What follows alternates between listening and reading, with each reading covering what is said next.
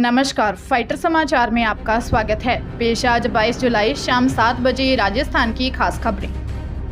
विधानसभा चुनाव को लेकर अब तक राजस्थान में प्रधानमंत्री नरेंद्र मोदी, गृह मंत्री अमित शाह और भाजपा के राष्ट्रीय अध्यक्ष जेपी नड्डा ही प्रचार करते दिखाई दे रहे हैं। कांग्रेस की ओर से किसी भी नेता का चुनावी कार्यक्रम अब नहीं हुआ था। प्रदेश के कांग्रेस नेताओं और कार्यकर्ताओं में जान फूंकने के साथ ही आदिवासियों को साधने के लिए राहुल गांधी 9 अगस्त को आदिवासी दिवस को बांसवाड़ा मानगढ़ धाम के दौरे पर रहेंगे। राहुल गांधी का मानगढ़ धाम में क्या कार्यक्रम होगा, इसे फाइनल किया जा रहा है। प्रदेश प्रभारी सुखजिंदर सिंह रंधावा और प्रदेश कांग्रेस अध्यक्ष गोविंद सिंह डोटासरा ने इस कार्यक्रम की तैयारियां शुरू कर दी हैं। बता दें कि उदयपुर चिंतन शिविर के बाद भी राहुल गांधी मानगढ़ धाम में हुई जनसभा को संबोधित करने पहुंचे थे। उस समय उन्होंने यह वादा किया था कि वह जल्द ही मानगढ़ धाम आकर आदिवासियों से अपनी बात रखेंगे। कांग्रेस के सोशल मीडिया विभाग की ओर से मिस कॉल के जरिए सोशल मीडिया वॉलंटियर्स बनाने का काम शुरू हो गया है। जोधपुर शहर में एक बार फिर एक नाबालिग से दुष्कर्म का मामला सामने आया है। आरोपी पड़ोसी है। परिजनों ने बासनी थाने में घटना की रिपोर्ट दी है। थानाधिकारी पाना चौधरी के अनुसार आरोपी पड़ोसी बिहार का रहने वाला है। युवक को हिरासत में लेकर पूछताछ की जा रही है। जानकारी के अनुसार औद्योगिक क्षेत्र में 12 साल की मासूम को सामने रहने वाले एक पड़ोसी युवक ने अपने कमरे पर बुलाकर हवस का शिकार बनाया। इससे बच्ची बेहोश हो गई। इधर बच्ची घर पर नजर नहीं आई तो ढूंढना शुरू किया तो वह सामने रहने वाले युवक के कमरे में बेहोशी की हालत में मिली। तब आरोपी ने घर वालों को बताया कि चॉकलेट खिलाने से वह बेहोश हो गई है।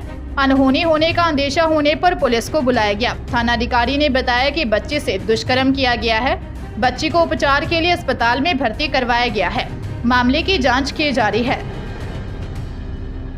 ग्रामीण विकास एवं पंचायती राज विभाग ने ट्रांसफर के लिए पॉलिसी तय कर दी है। इस पॉलिसी के बाद भी शिक्षा विभाग ग्रेड 3 टीचर्स के ट्रांसफर नहीं कर सकेगा। दरअसल पंचायत राज विभाग ने खंड 1 और 4 के कर्मचारियों के लिए पॉलिसी बनाई है, जबकि टीचर्स खंड 3 में आते हैं। ग्रेड 3 के टीचर्स को अभी ट्रांसफर के लिए और इंतजार करना पड़ सकता है। इस ट्रांसफर पॉलिसी के तहत जरूरतमंद कर्मचारियों को उनके गृह जिले में भेजा जा सकेगा, जबकि अनुसूचित क्षेत्र के जिलों में कार्यरत टीचर्स को उन जिलों में ही स्थानांतरित किया जा सकेगा। अनुसूचित क्षेत्र से बाहर के जिलों में तबादला नहीं होगा। सवाईमाधोपुर जिले में सीओ मीना के नेतृत्व में बौली थाना के एक एएसआई रामबाबू गुर्जर ने एक कार्रवाई को अंजाम दिया। पुलिस ने ऑनलाइन सट्टा चलाने वाले 18 वर्षीय युवक बंटी मीना को गिरफ्तार किया है। एएसआई ने बताया कि मुखबिर तंत्र की सूचना पर खिरनी तिराहे से बंटी मीना निवासी बहनोली को डिटेन कर बौली थाना लाकर पूछताछ की गई, जिसके बाद आरोपी बंटी को गिरफ्तार किया। पूछताछ में सामने आया कि आरोपी ने टेलीग्राम पर एक ग्रुप बना रखा है, जिसमें 3 से 4 हजार लोग जुड़े हुए हैं। ग्रुप में आरोपी की ओर से एक लिंक डाला जाता है, जिस पर 10 गुना पैसा वापस अदा करने की गारंटी पर सदस्य पैसा लगाते हैं। पूछताछ में यह भी सामने आया कि अधिक राशि जीतने वाले ग्रुप मेंबर को ब्लॉक कर दिया जाता है। वहीं ऐसे ग्रुप में अधिकांश सदस्य छात्र वर्ग से आते हैं। अब तक ऑनलाइन सट्टा के माध्यम से लाखों रुपए की ठगी की जा चुकी है। जोधपुर शहर के नजदीक तिमरी कस्बे में एक पत्नी अपने पति और 3 बच्चों को छोड़कर प्रेमी के संग फरार हो गई और उसे दूसरी शादी कर ली। पीड़ित पति ने अब न्यायालय के जरिए पुलिस की मदद मांगी है। पिछले 2 साल से वह अपने प्रेमी के संपर्क में थी। पति ने 2 बार उसे दूसरे व्यक्ति के साथ पकड़ा, लेकिन समाज में परिवार की बदनामी न हो इसलिए समझाइश कर उसे घर ले आया। 2 महीने पहले घर से नकदी और गहने लेकर महिला फरार हो गई। पति ने पहले गुमशुदगी दर्ज करवाई और इसके बाद पता चला कि उसने अपने प्रेमी के साथ दूसरी शादी कर ली है। मथानिया पुलिस थाने के तिमरी कस्बे का यह मामला है। इस कस्बे में गवारिया बस्ती के रहने वाले एक व्यक्ति ने रिपोर्ट दर्ज करवाई कि जैसलमेर के पोखरण की रहने वाली महिला से उसकी शादी 2012 में हुई थी, जिससे उसके 3 बच्चे हैं। 2 साल पहले उसकी पत्नी पोखरण के ही रहने वाले एक व्यक्ति के संपर्क में आई। वह प्रेमी के साथ कई बार देखी गई। खुद पति ने 2 बार उसे रंगे हाथों पकड़ा। 28 मई को उसकी पत्नी घर से नकदी और गहने लेकर पीहर जाने का कहकर चली गई। पुलिस मामले की जांच कर रही है। सीकर के कोतवाली थाना इलाके में बंद मकान से लाखों रुपए के जेवरात और नकदी चोरी का मामला सामने आया है। परिवार 2 दिन जयपुर गया था। इसी का फायदा उठाकर चोरों ने मकान को अपना निशाना बनाया। चोरी शीतला चौक इलाके के सुनारों की गली में हुई। यहाँ किराए के मकान में रहने वाले अशोक सोनी परिवार के साथ जयपुर गए। चोरों ने मकान में रखे करीब 1.5 से 2 लाख की नकदी सहित करीब 10 लाख के जेवरात चुरा लिए। चोर मकान के मेन गेट का ताला तोड़कर घर में घुसे। फिलहाल कोतवाली पुलिस मामले की जांच कर रही है। भरतपुर जिले में हुए कुलदीप जगीना हत्याकांड के 3 आरोपियों को डीग कोतवाली में सरेंडर करने के अगले ही दिन पुलिस ने चौथे इनामी आरोपी को मध्य प्रदेश से गिरफ्तार कर लिया।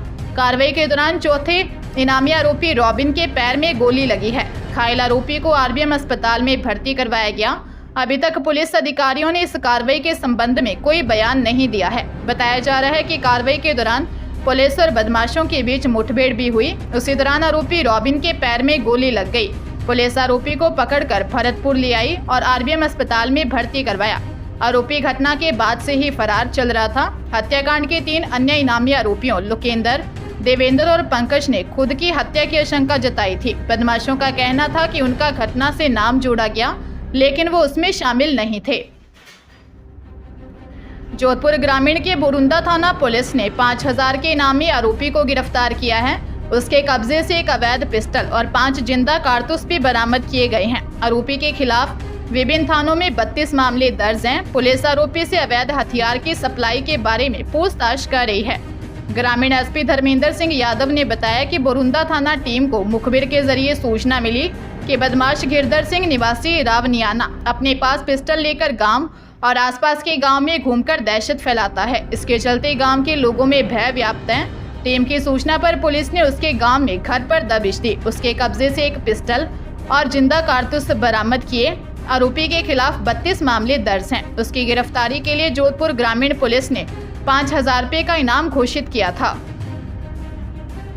भरतपुर के सीकरी थाना इलाके के रहने वाले एक ठग ने सेना का अधिकारी बनकर एक महिला से 2,84,340 रुपये की ठगी की। आरोपी को पकड़ने के लिए दिल्ली की साइबर स्पेशल सेल सीकरी थाने इलाके में पहुंची और आरोपी जाहिद को गिरफ्तार किया। दिल्ली में चाणक्यपुरी की रहने वाली महिला अंजलि भावरा चंडीगढ़ में मकान है। अंजलि ने चंडीगढ़ वाला मकान किराए पर देने के लिए एक सोशल साइट पर विज्ञापन डाला था।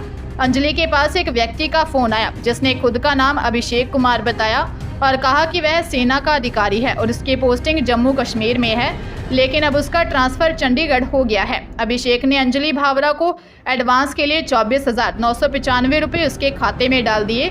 अंजलि भावरा को विश्वास हो गया था। अभिषेक आर्मी का अधिकारी है। अभिषेक का 6 जुलाई को अंजलि के पास फिर से फोन आया और कहा कि मैं आपके अकाउंट में कुछ और पैसे ट्रांसफर कर रहा हूँ, लेकिन वह ट्रांसफर नहीं हो रहे हैं। कोई टेक्निकल दिक्कत आ रही है, इसलिए मैं एक लिंक अपने नंबर पर भेज रहा हूँ, आप उसे खोलें।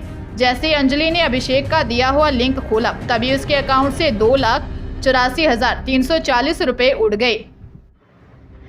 नागौर जिले के परबतसर थाना इलाके के बिदियाद गांव में चोरों ने एक रात में 3 घरों में चोरी की वारदात को अंजाम दे दिया। चोरों ने कमरों में रखी अलमारी और बक्सों के ताले तोड़े और जेवरात व नकदी चुराकर भाग गए। एक मकान में रहने वालों की नींद जगी तो चोर वहां से भाग छूटे। तीनों पीड़ितों ने थाने में रिपोर्ट दर्ज करवाते हुए बताया कि रात को चोरों ने घर के पीछे की खिड़की तोड़कर सोने चांदी के आभूषण ले गए। चोर बाबूलाल मेघवाल के घर से सोने चांदी के आभूषण सहित 10,000 रुपये नकदी चुरा ले गए। उगमाराम मेघवाल के घर से सोने चांदी के आभूषण सहित 15,000 नकदी चुरा कर ले गए। बिदियाद के सिरसू की ढाणी प्रेम देवी के घर से सोने चांदी के आभूषण चुरा ले गए। फिलहाल पुलिस तीनों ही घरों में चोरी के मामलों की जांच के साथ चोरों की पहचान कर उनकी गिरफ्तारी के प्रयास में जुटी है।